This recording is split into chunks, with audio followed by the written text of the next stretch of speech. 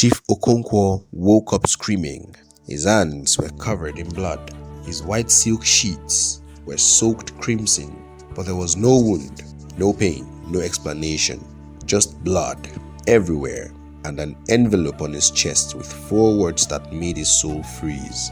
Remember your promise, Chief. Inside was a photograph of 2 young men laughing beside a broken Okada. One was him, 20 years younger. The other was Emeka, his best friend. The man he'd let die 17 years ago. The man whose blood this was. Chief Okonkwo's phone buzzed. Unknown number. A text message. Day 1 of 7. By the 17th day, you'll wish you'd kept your word. We're coming for you. His hands trembled as he looked out the window. 3 figures stood at his gate, perfectly still, watching. Emeka's children, all grown now, all waiting. The nightmare had just begun. 17 years earlier, it was 2008, and Okonkwo was nobody. He drove an Okada for a living, ferrying passengers through the chaotic streets of Enugu for 200 naira per trip. His clothes were faded, his shoes had holes, and his stomach knew hunger like an old friend. But he had Emeka, his childhood friend, who drove Okada beside him, who shared his last plate of gari, who believed in him when no one else did. Guy, I'm tired of this life, Okonkwo said one evening as they sat under a mango tree, counting their meager earnings. Every day, same struggle, no progress. Emeka nodded, his face drawn with exhaustion. My brother, that's so life be, but we go survive. God day.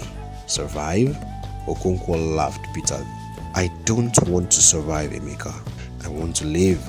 I want to be somebody. Emeka looked at him with those honest eyes that never judged, never doubted. You go be somebody, my brother. I believe say you go reach the top. And when you reach there, don't forget people like me wait day for down. Promise me. Okonkwo clasped his hands firmly. Okonkwo clasped his friend's hand firmly. I promise you, Emeka, the day I blow, the day I hammer, I will carry you along. We go chop together. Your children will never suffer. I swear am. Emeka smiled, and in that smile was complete trust. I know say you no go forget. My elder sister dey talk say when poverty won't disappoint you, make you no disappoint your brother. We be brothers, abi? Brothers for life, Okonkwo confirmed. 3 months later, everything changed. Okonkwo's luck turned when he transported a wealthy businessman who was impressed by his intelligence and drive. The man offered him a job as a driver, then promoted him to logistics manager, then made him a partner in a lucrative import business. Within 5 years, Okonkwo was a millionaire. Within 10, he was one of the richest men in Enugu. But Emeka was still driving Okada. At first, Okonkwo helped his old friend. He sent money occasionally, helped pay for Emeka's children's school fees, even bought him a new motorcycle. But as Okonkwo's wealth grew, so did the distance between them. He moved to the highbrow area of Enugu, married a beauty queen from Abuja, and joined the exclusive club where governors and senators gathered. Emeka became an embarrassment, a reminder of a past Okonkwo wanted to forget. Darling, who is that dirty man that keeps coming to our gate? His wife, Chioma, complained one evening. The gateman said he claims to know you. Okonkwo felt shame burn in his chest. Just an old friend from the village. Friend? Chioma's perfectly shaped eyebrows rose. He looks like a nobody. Please tell your gateman to stop letting such people near our property. What will our neighbors think? After that, Okonkwo instructed his gateman to tell Emeka he wasn't home whenever he visited. The visits became less frequent, then stopped altogether. Okonkwo convinced himself it was for the best. We're from different worlds now, he told himself. He'll understand. But Emeka didn't understand. He watched from a distance as his brother bought a private jet, hosted elaborate parties, and gave millions to politicians and pastors, while his own children struggled to eat twice a day. The promise that once burned bright between them had turned to cold ash. Then came the accident. It was a rainy Tuesday evening when Emeka's motorcycle skidded on the slick road and collided with a truck. By the time they got him to the hospital, he had lost too much blood. He needed an immediate blood transfusion and surgery that cost 300,000 naira. Emeka's wife, Ngozi, ran through the rain to Okonkwo's mansion, her wrapper soaked, her voice breaking with desperation. "Chief, please," she begged at the gate, falling to her knees in the mud. "Now you be my husband only hope. The doctors say if we no do operation tonight, he go die. Please, Chief, remember wetin una been be before." The gate man tried to push her away, but her cries were so loud that Okonkwo heard them from the balcony. He came down, irritated by the disturbance during his dinner party. "Madam, please leave my compound," he said coldly, avoiding her desperate eyes. "I don't have that kind of money to be dashing people anyhow." It was a lie, and they both knew it. The watch on his wrist cost more than the surgery. Ngozi stared at him in disbelief. "Chief, you and my husband are brothers. He tell me say you promise am. He tell me say you no go ever forget am." Okonkwo felt something twist in his gut, but his pride was stronger than his conscience. His dinner guests were watching from the windows. His wife's disapproving stare burned into his back. "That was a long time ago," he said flatly. "People make promises they can't keep. Tell your husband to try the government hospital. I am sure they have charity program." He turned and walked back into his mansion, closing the door onto her cries. Emeka died that night at 11:47 p.m. "There is nobody, sir. This happened on the first day," the police officer reported. Confusion etched on his face after searching Okonkwo's mansion. "We've searched every room. Nothing. No victim. No weapon. No sign of struggle." The lead officer turned to Okonkwo, suspicion burning in his eyes. "Chief, where did this blood come from?" "Test it," Okonkwo whispered hoarsely, staring at his blood-soaked hands. "Just test it." 3 hours later, the officer returned, his face pale, his hands shaking as he held the lab report. "Chief," he said slowly, "the blood, it's human, B positive, but according to our database, this blood matches a sample from a man named Emeka Okafor." He swallowed hard. "But that's impossible because he died 17 years ago." Okonkwo looked out the window.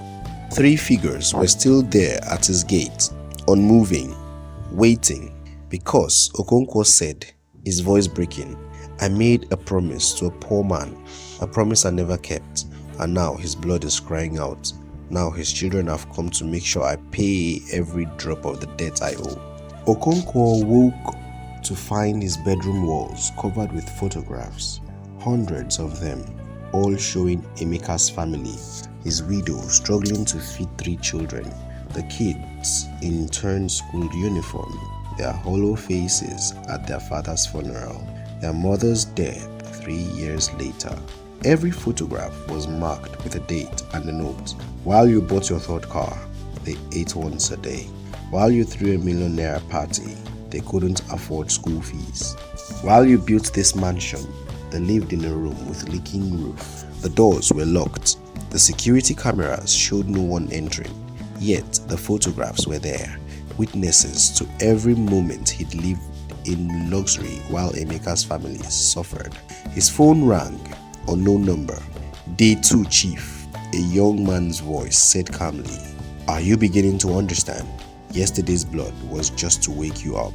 Today you see the evidence of your betrayal. Tomorrow you will feel what they felt. Who are you and what do you want? You know who we are. We are the children of the man you murdered with your indifference. With the promise you broke, you have 5 days left to decide. Will you pay willingly or will we take everything?" The line went dead. Okonkwo woke up, but he wasn't in his mansion anymore. He was in a tiny room with peeling walls and a leaking roof. the exact room where Emeka's family had lived after his death. He could feel everything. The hunger gnawing at his stomach and cold seeping through the thin mat on the floor. The despair crushing his chest. The child's voice echoed. Emeka's daughter as a little girl. "Mama, I'm hungry. When will we eat?" And Ngozi's broken voice. "Tomorrow, my dear. Mama will find something tomorrow. You said that yesterday, Mama." Okonkwo covered his ears, but he couldn't block out the sound of a family destroyed by his broken promise. When he woke up, truly woke up, he was back in his mansion, drenched in sweat, tears streaming down his face. A new note was on his pillow. Day 3. Now you felt it. Now you know what your promise was worth. 4 days remain. Okonkwo's empire began crumbling. His largest client cancelled a multi-billionaire contract. His bank froze his account for investigation. His wife left after receiving proof of his affairs. Business partners abandoned him. Newspaper dug up scandals. Everything he'd valued more than his promise was being stripped away. "Chief, something is not right," his assistant said nervously. "It's like someone is sabotaging everything." That evening, another call came. "Day 4, Chief. Your wealth is disappearing. Your reputation is crumbling. Do you understand now? Do you see what matters?" "Please," Okonkwo begged. "Please, just tell me what you want. I'll do anything." "Anything? Our father believed you'd do anything and you let him die. I was wrong. I'll make it right. Tomorrow is day 5. Be at the community square at sunset. Come alone. It's time for you to face what you've done." The square was empty except for 3 people standing in the center, Emeka's children, all grown now. The eldest, Chinedu, stepped forward. "Chief Okonkwo, thank you for coming." "What is all this?" Okonkwo's voice shook. "The blood, the photographs, the nightmares.